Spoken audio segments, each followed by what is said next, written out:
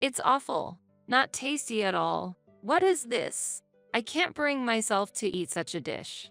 I'm curious about the face of the person who cooked this.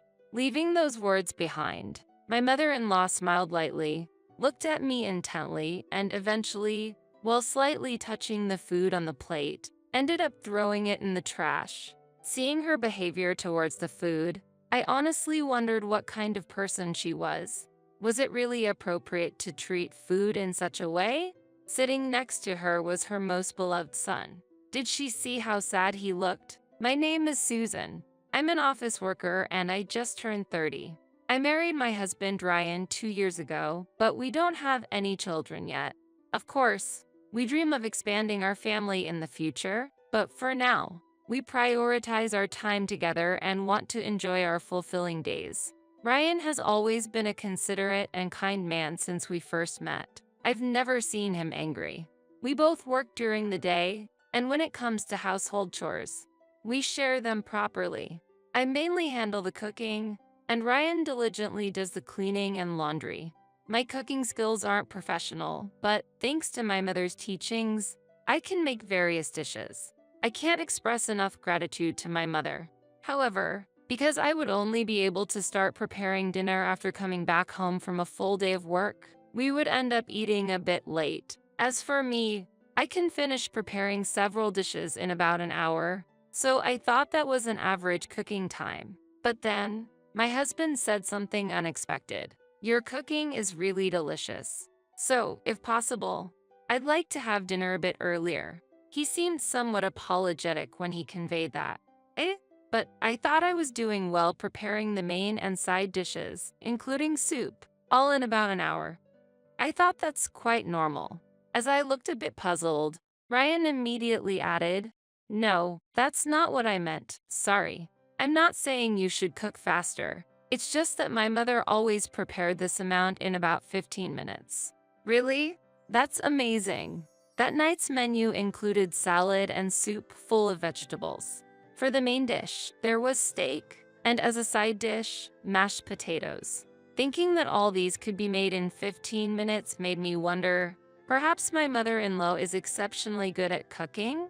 With a slight competitive spirit and pressure, I was motivated to cook daily for my husband. I made preparations so that dinner would be ready right when we got home, and I would even cut ingredients and do some prep work the night before.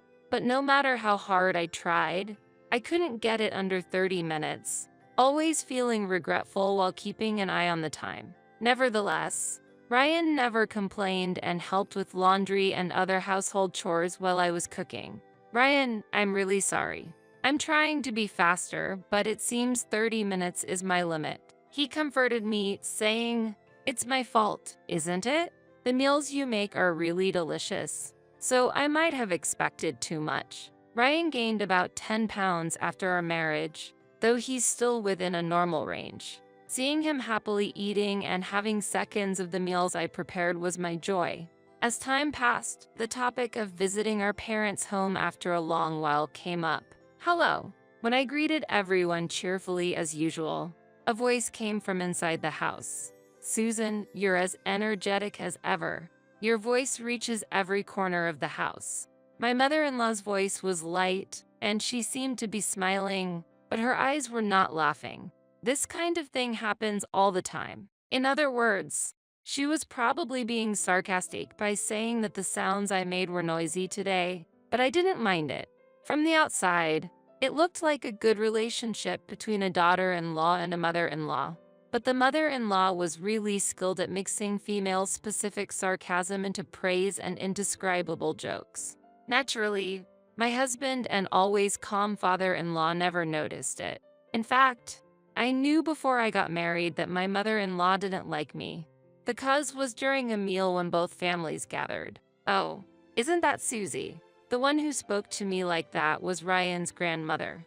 "Ah, Hilary, why are you here?"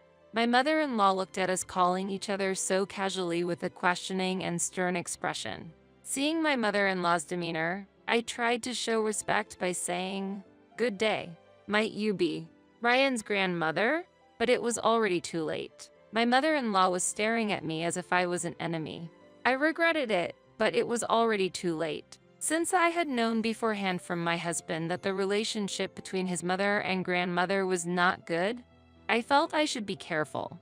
That day, my grandmother couldn't attend the gathering because she had a cold. Hillary's residence and the house where I grew up were close, and Hillary was a good friend of my grandmother. When I was living at my parents' home, she often came to visit, and since I loved my grandmother very much, I also got along very well with Hillary. They both lost their husbands, but they were spending their later years enjoying life with the motto, "Let's have fun even at our old age." When she looked at my clothes, she would say, "Susie, that coat looks warm. How much does it cost?" "This coat? I got it for about $20, I would reply. The three of us, my grandmother, Hillary, and I enjoyed our similar preferences. I want to go to a bar. Whenever there was such a request, I happily accompanied them. Hillary was like a second grandmother to me. My daughter-in-law is a bit clueless. She's not a bad person, but she's stiff and hard to get close to," Hillary often said. I thought it was harsh, but I never imagined I would experience something similar myself.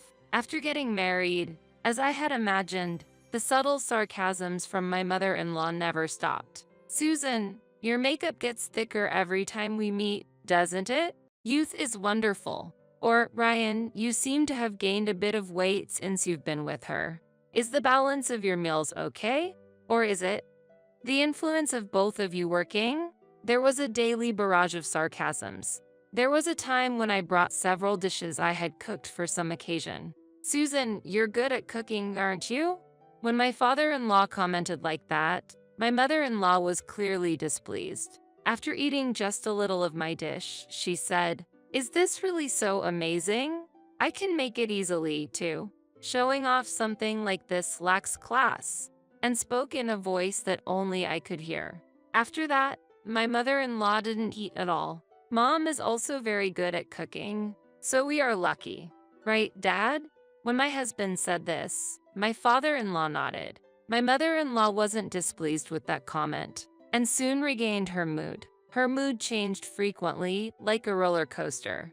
I felt a bit sad, wondering if the meal I made was not to her taste. But when I looked away for a moment, the leftover food had disappeared.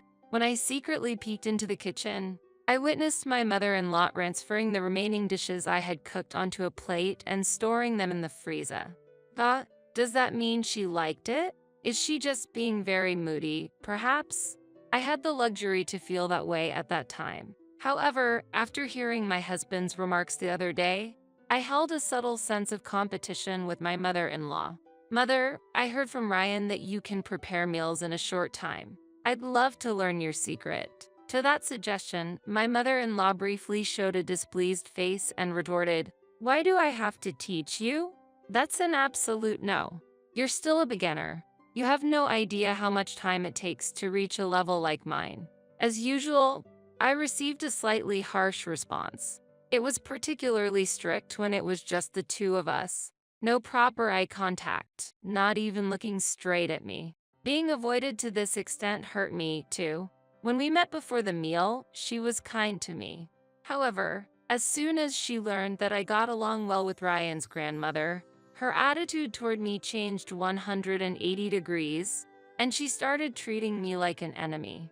I hope that if we could understand each other a little more, we could build a better relationship, but it felt like a distant dream. The time I spent worrying increased day by day.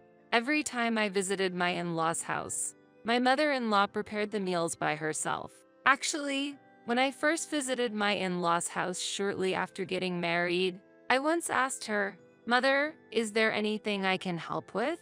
I called her out from behind, but I didn't expect that it would surprise her very much. "This place.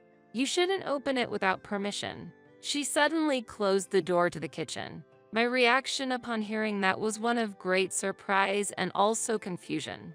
I had heard from friends who were troubled by being strictly taught by their mother-in-laws, or who were made to repeatedly serve coffee during Christmas. So I felt that it was a relief for me in terms of not having to cook. It was a bit hard to be instructed to constantly tend to the garden during the cold Christmas Eve. However, It wasn't too difficult because my husband helped me halfway through. Thinking about it, the speed at which my mother-in-law's cooking appeared on the table was indeed fast. The first dishes served included hamburgers and potato salad. Then came corn soup and several other dishes.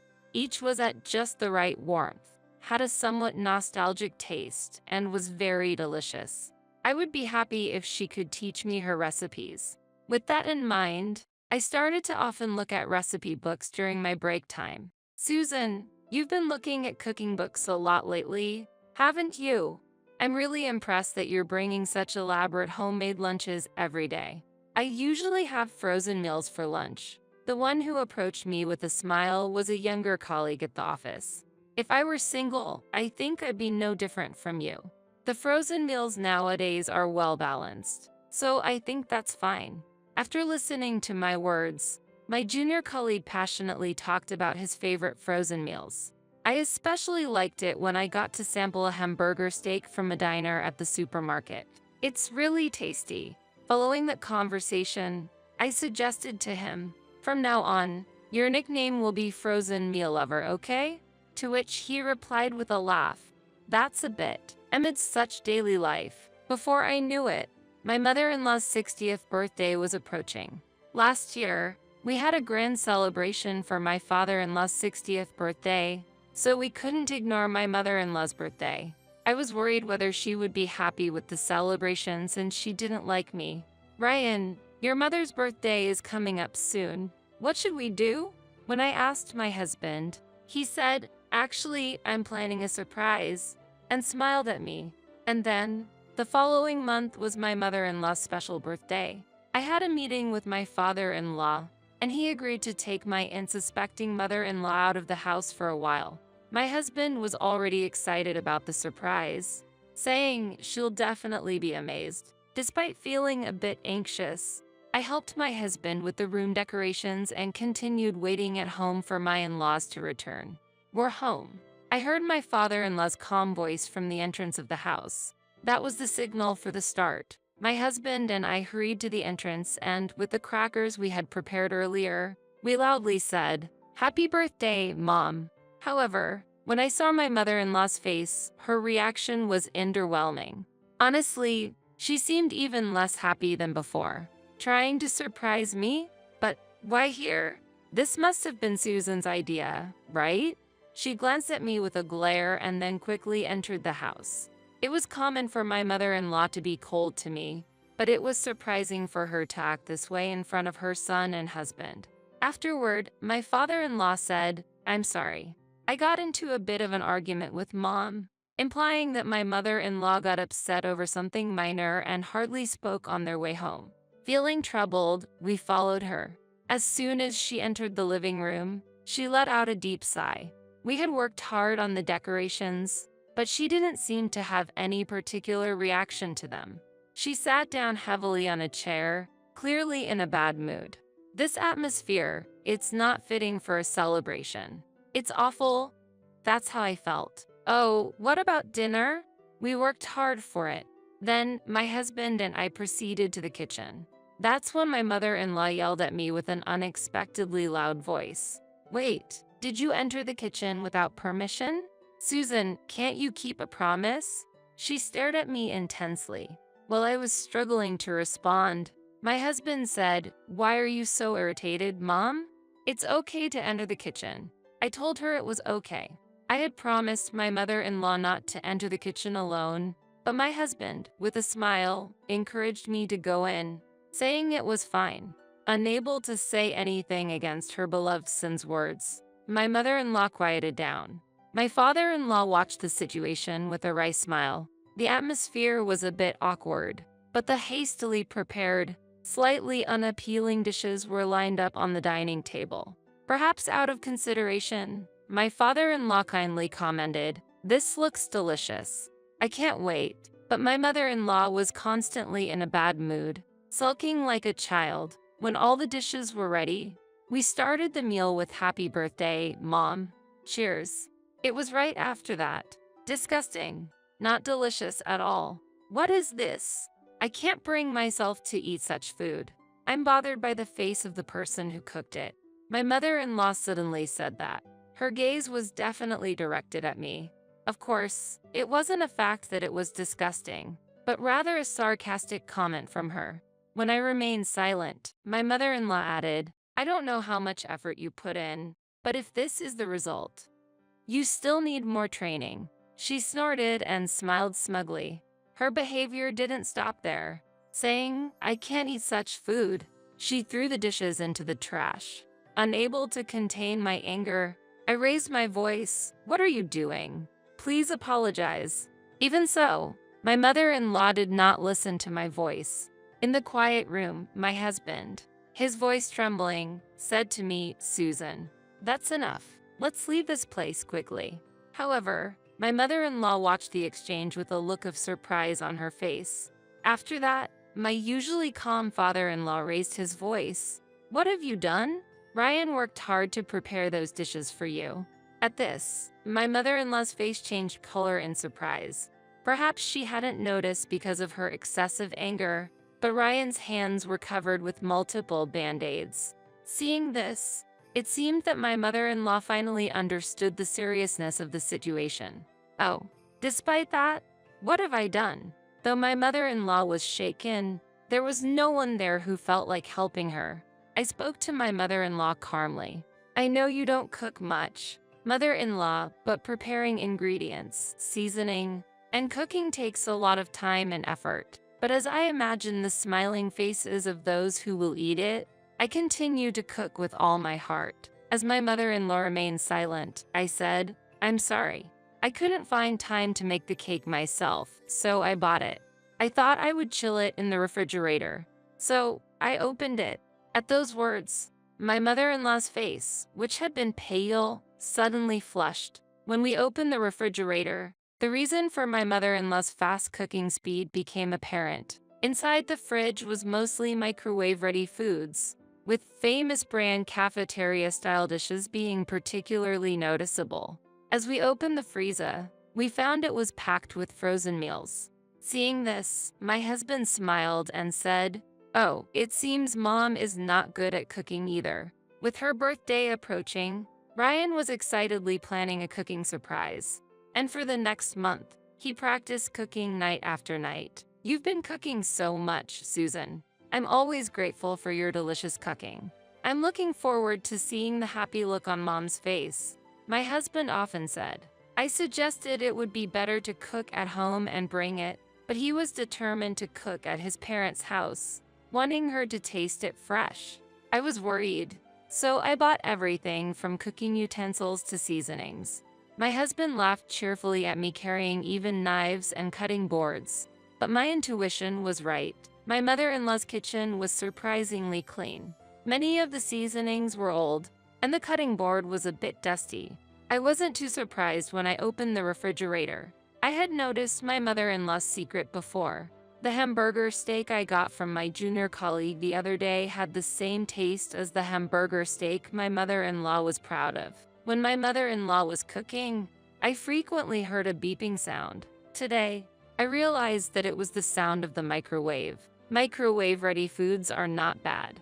I also use them when I'm busy, but it felt questionable to boast about them as homemade. As she was still silent, I said this to her. My father was very poor as a child, and if I left even a little bit of food, I would be severely scolded. I was taught that those who take food lightly are the lowest as human beings. And with these words, it meant my mother-in-law fell into that lowest category. Furthermore, my father-in-law surprisingly added that he had decided to divorce her. What she had done was unforgivable, he said. No, please reconsider the divorce.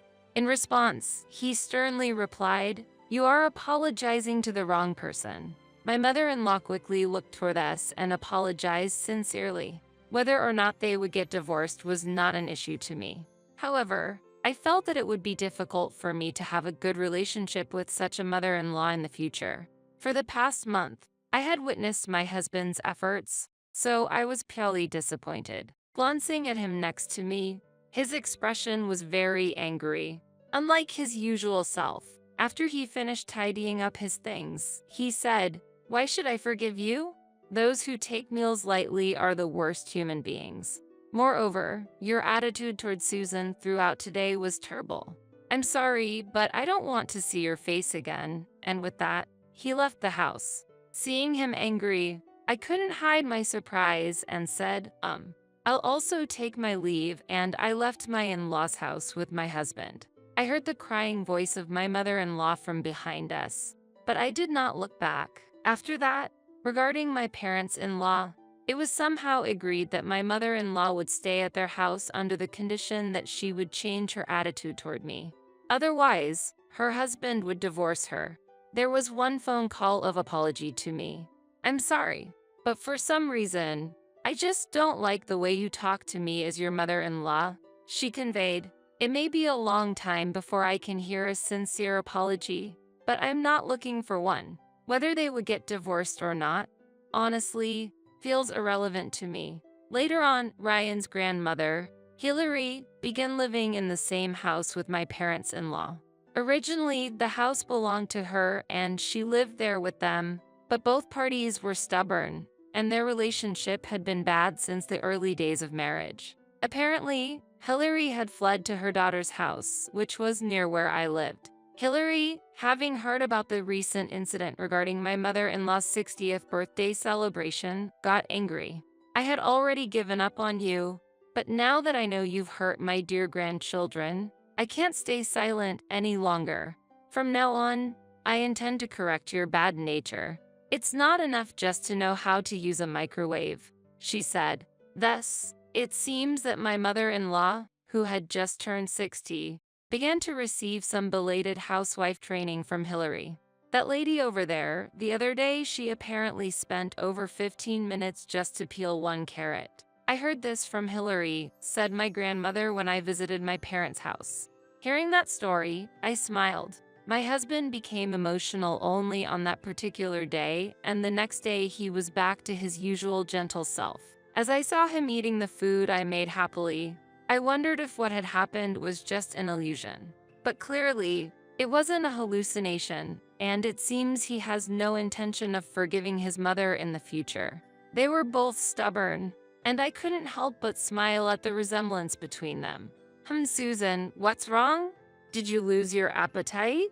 "You've barely touched your food," Ryan asked, concerned about my lack of appetite. I smiled brightly and pointed at my belly. Seeing that, my husband stood up in surprise and said, "No way. Soon, our family would get an addition." Hoping for a pure and kind-hearted child, I thought about spending the coming days with my beloved family.